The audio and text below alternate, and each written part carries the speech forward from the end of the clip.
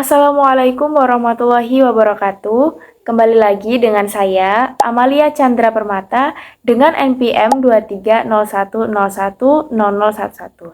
Saya dari Prodi Pendidikan Agama Islam, kelas A, semester 2. Tujuan saya membuat video ini adalah untuk memenuhi tugas akhir atau tugas UAS mata kuliah Ulumul Quran dengan dosen pengampu Dr. Yuyun Yunita, MPDI. Saya di sini akan membawakan materi tentang asbabun nuzul. Nah, secara bahasa, asbabun nuzul terdapat dua kalimat, yaitu asbab dan nuzul.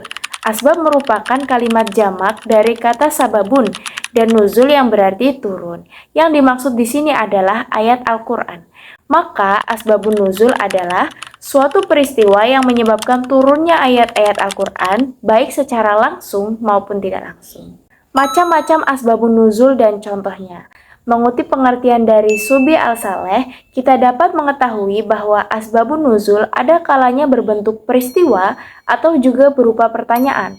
Kemudian asbabun nuzul yang berupa peristiwa itu sendiri terbagi menjadi 3 macam. Yang pertama, peristiwa berupa pertengkaran. Seperti kisah turunnya surat Ali Imran ayat 100 yang berbunyi, "Wahai orang-orang yang beriman, jika kamu mengikuti segolongan dari orang yang diberi Alkitab, niscaya mereka akan mengembalikan kamu menjadi orang-orang kafir setelah beriman." Sebabnya yaitu bermula dari adanya perselisihan oleh kaum Aus dan Khosraj hingga turun ayat 100 dari surat Ali Imran yang menyerukan untuk menjauhi perselisihan. Kemudian peristiwa yang kedua yaitu peristiwa berupa kesalahan yang serius. Nah, seperti kisah turunnya surat An-Nisa ayat 43 yang berbunyi, "Wahai orang-orang yang beriman, janganlah mendekati sholat, sedangkan kamu dalam keadaan mabuk, sampai kamu sadar akan apa yang kamu ucapkan," dan seterusnya. Sebab turunnya ayat ini yaitu pada saat itu ada seorang imam sholat yang sedang dalam keadaan mabuk sehingga salah mengucapkan surat Al-Kafirun. Nah, surat An-Nisa ayat 43 ini turun dengan perintah untuk menjauhi sholat dalam keadaan mabuk. Nah, peristiwa yang ketiga yaitu peristiwa berupa cita-cita atau keinginan. Seperti contoh, cita-cita Umar bin Khattab yang menginginkan makom Ibrahim sebagai tempat sholat. Nah, sedangkan peristiwa yang berupa pertanyaan dibagi menjadi 3 macam, yaitu yang pertama, pertanyaan tentang masa lalu, seperti mereka akan bertanya kepadamu Muhammad tentang Dzulkarnain. Katakanlah, aku akan bacakan kepadamu cerita tentangnya. Quran Surat Al-Kahfi ayat 83. Kemudian pertanyaan yang kedua, yaitu pertanyaan yang berhubungan dengan sesuatu yang sedang berlangsung pada waktu itu, seperti ayat, "Dan mereka bertanya kepadamu tentang roh.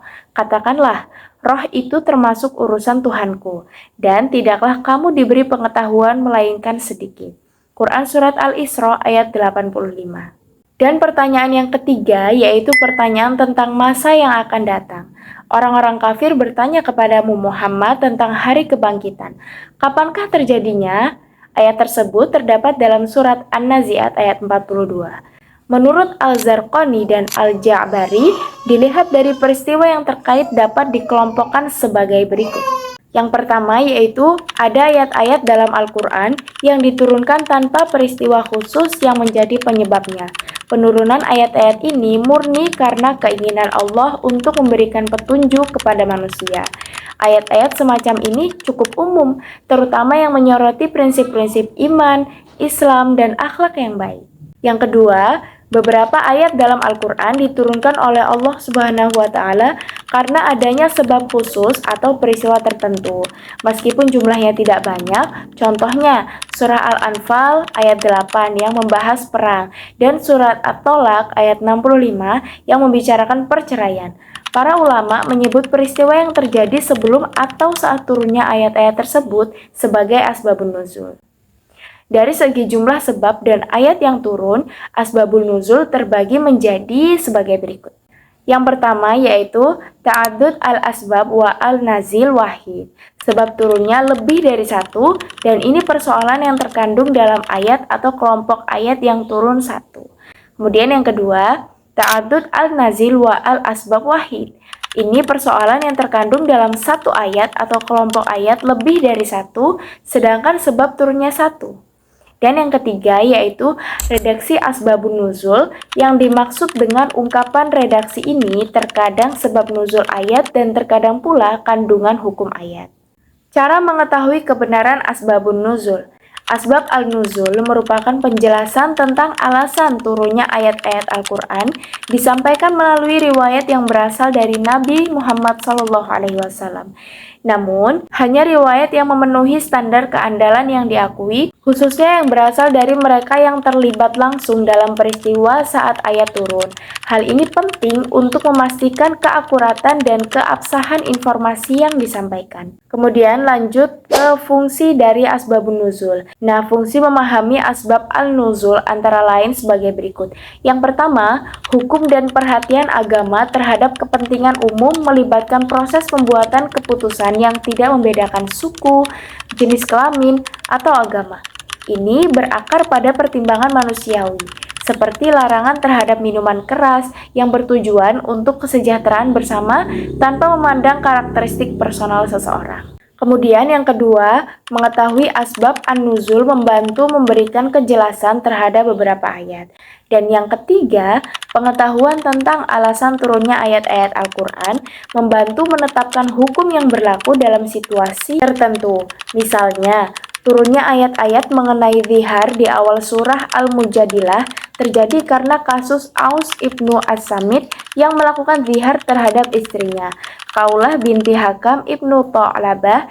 Hukum yang terdapat dalam ayat-ayat tersebut hanya berlaku bagi keduanya dan tidak berlaku bagi orang lain. Kemudian yang keempat, pengetahuan tentang asbab al-nuzul memperjelas apakah suatu ayat Al-Quran berlaku secara umum atau hanya dalam konteks tertentu, sehingga membantu dalam pemahaman yang lebih mendalam terhadap makna sebenarnya dari ayat-ayat tersebut. Dan fungsi terakhir atau yang kelima yaitu pengetahuan tentang asbab an-nuzul memudahkan hafalan Al-Quran dan memperkuat ingatan. Hubungan antara sebab turunnya ayat dengan konteksnya, seperti hukum yang dibuat berdasarkan peristiwa tertentu, orang yang terlibat, waktu, dan tempatnya membantu menjaga wahyu tetap kuat dan jelas diingatan. Nah, kesimpulan dari penjelasan tadi yaitu asbabun nuzul adalah konsep tentang alasan turunnya ayat-ayat Al-Quran. Ini terdiri dari peristiwa yang menjadi penyebab turunnya ayat, baik secara langsung maupun tidak langsung. Pengetahuan tentang asbabun nuzul membantu memahami konteks di balik ayat-ayat Al-Quran dan penting dalam menetapkan hukum agama untuk situasi tertentu.